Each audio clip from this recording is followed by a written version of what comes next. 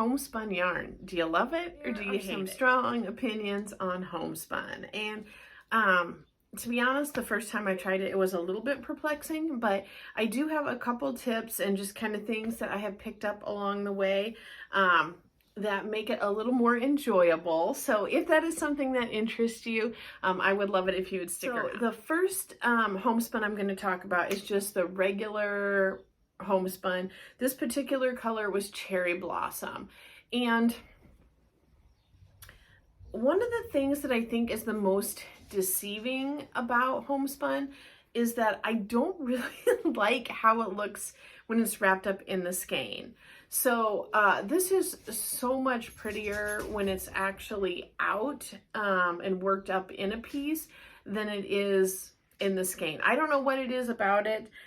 It just seems maybe a lot busier or stripier, or I'm not sure what it is, but I had thrifted this particular thing of Cherry Blossom, and I kind of didn't like it. So I think I just got it because it was like $1.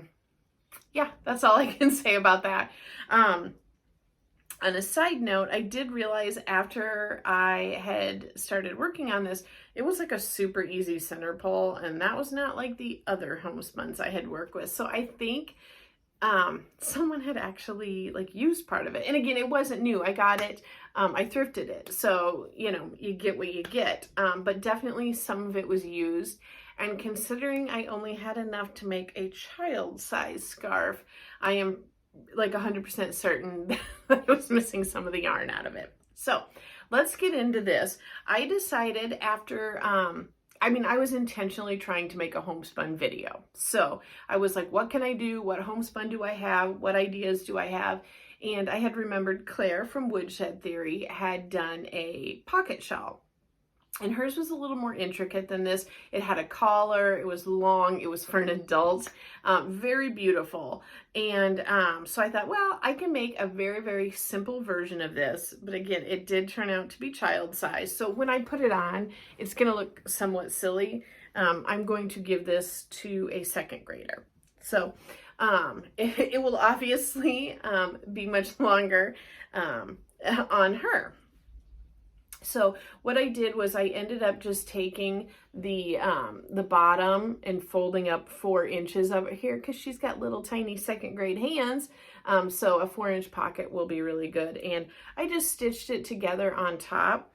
And I did put one little row of the same colored, like orchid color yarn right across there, just to tie in the sides. I slip stitched that together there, but this will work well for her, and this will come down to her waist instead of you know, where it hits me here. So I'm going to take that off now, but I did use a little bit larger hook size, and I just did half double crochets on this. So I think keeping your stitch simple is a good idea with homespun. Not trying to get into anything too difficult. When you're working with it, you sometimes pull it through and it snags or catches, and it's frustrating. That's why I say use a little bit bigger hook than the label suggests. That was my success with it. I struggled when I was trying to use the suggested hook size. So that may be an issue if you're dealing with a pattern. Something to think about, but I think that's the cause of a lot of frustration, is the hook size. Anyway, getting back to my original point, when you go to pull through, it will sometimes feel like it's snagging, and you have 2 choices there. Number one, like, you can just kind of leave it and not force it through, and then just when you come in through that second loop and pull it up, just make sure that that stuck side stays there and you're not trying to yank it and pull it over hard. I did that multiple times in this, but then the other option is to yank it, and it feels like you're doing something wrong. I mean, it really feels like you might break it, but you won't. I mean, I never did. It seems to be very, very sturdy yarn, so that wasn't an issue. But I mean, it has a feeling like you're gonna wreck it. But yeah, I just gave it like a pretty forceful yank, and then a whole bunch, I created a giant loop, so I just pulled it back through. So the getting stuck and having to pull it is definitely an issue, but this came out pretty nice, I think. I mean, I really like how like what's it called? The gradation is on it. Again, this is Cherry Blossom. I don't know if this is a current color or a discontinued color or not. The second project you may have seen me working on in my crochet and chats, I can link that playlist up here if you would like, was a blanket for someone. And the next tip would definitely to be pairing your homespun with another yarn. So I used homespun, and then I used a worsted 4-weight acrylic and used those together, and used a large hook. I want to say it was an N hook. And I did a very, very simple stitch. It was a granny. It was like a granny to infinity blanket. And I did already give that blanket away because I had a time crunch. So I gave that away, but I will put a little bit of footage of that in here so you can see what it looked like.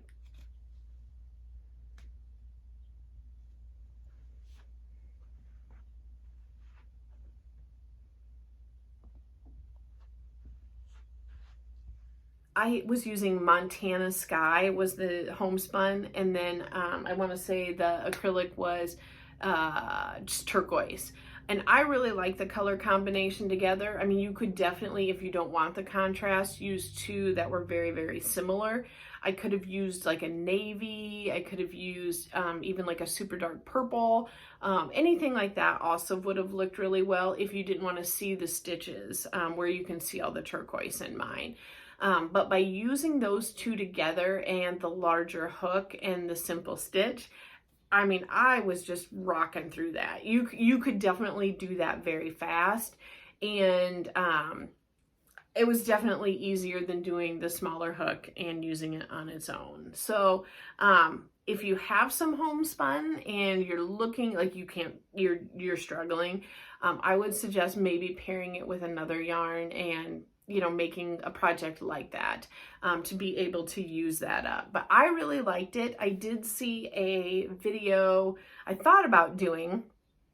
It was a crochet with Tiffany Hansen, and where she used to make like a thick chunky beanie, she did that with the homespun and an acrylic yarn, and it turned out really good. So I would definitely, you wouldn't have to do a blanket if you didn't want to. So the last thing I made, and I found out I had some homespun Thick and Quick. A couple minutes worth of research says this is a discontinued yarn. And I gotta be honest, I'm kind of disappointed. I just found it. This was either gifted or thrifted to me. So it is like super warm and super bulky. I did use a larger hook size for this again, but I did not pair it with anything. It looked like there might be a little bit of this at Joann's on the website, but I'm not 100% sure. Sometimes I feel like they put a yarn up on the website and then you think it's available and you click on every color and then it says not available to ship. So I don't know why they'd have it on there if it wasn't available, but it looked like there might be some colors of the Thick and Quick available. So I started out by making a cowl, and it gets very cold in the wintertime, and I thought this would be a nice way to use up some of this, and I really like the stripes. I've made, I think, one other cowl before, and it was just out of worsted weight yarn. This is heavy.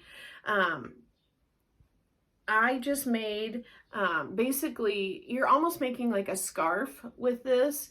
So it's about a foot wide, and I made it about 40 inches long.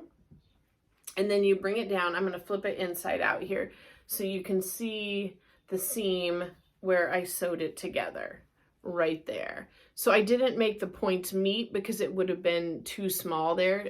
It's meeting right here. Actually, you can't really see. The yarn is disguising that. And I did add onto it a couple like purple color buttons right there. I have been thrifting buttons So I thought this would be good to use it. They are purely decorative. So since I sewed this edge right here, I just thought it added a little more and made it look as though you could button it.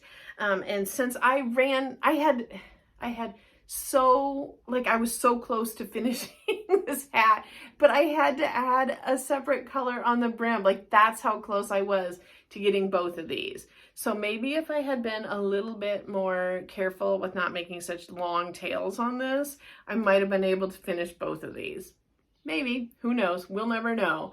But let me go ahead and slide this on here for you. Obviously this is for winter, so I look a little silly in my tank top wearing it right now.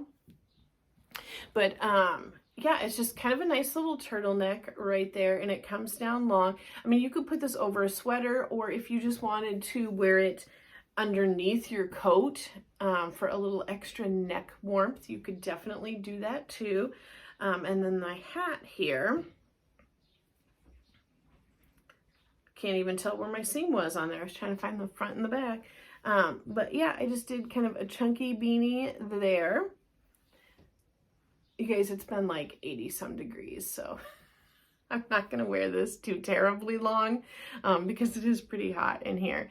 But I really like how this turned out. So what did I do on here? I think I did half doubles or doubles on this. I wrote it down. I will write it in the description box, because you really could make this with any particular, any yarn. It's more about just getting the dimensions right. But I will write down in the description box what I actually did do. But I think I did doubles for my hat and just increased it. Very simple. I mean, anybody can make a beanie like this. It's not hard at all. So I'm going to slip this off because it is so hot, you guys. There we go. So yeah, this is Homespun Thick and Quick, and it did work up quick, and it was super thick, and it is super duper warm, and I think it's really pretty. So I'm kind of bummed that I'm just discovering it and it's discontinued, but I believe I saw several people in their Hobby Lobby hauls with fireside yarn. So I think that's very similar, but I don't know if it would be like more like the Thick and Quick or just the regular homespun. My last and final tip with the homespun, now that I've taken that off, is you have to give yourself a little bit of grace with it. So in this particular project, I mean, you're basically creating a thick fabric. I mean, there are some little holes in it here, but for the most part, it's a thick sheet of fabric, and you cannot really see your stitches while you're doing it. So the bigger hook also helps in an easy stitch, but just don't get too upset if you miss a stitch. You know, just throw an extra one in the end if it looks like it's kind of come in a little bit. For my end piece here, I did go through and just stitch down this end to give it a little more of a solid, straight, even look, since it would be the one that was showing, you know, right down here. So, you know, you got to feel your way through it. So if you are a person who gets very, like if you like ordered, following the pattern perfectly, this might not be the yarn for you, because it might be very aggravating that you cannot easily see and count your stitches. But in the end, the way it works up, it's not really going to matter. You just got to give yourself some grace and go with it. And like I said, if it looks like there's a slight indent, just throw an extra one in there. It won't be a big deal. Just roll with it. That is what I have for my homespun finished objects. I hope this was helpful, and I hope that I could help you ease some aggravation if you have some while working with your homespun. But if you have made something, I would love to know about it. If you're a person who makes videos and you have a video about some of your homespun, please link it, because I think people, like not just myself, but everybody needs help with it. And I think it's really pretty once it's actually worked up. So thank you guys for talking about homespun yarn with me today.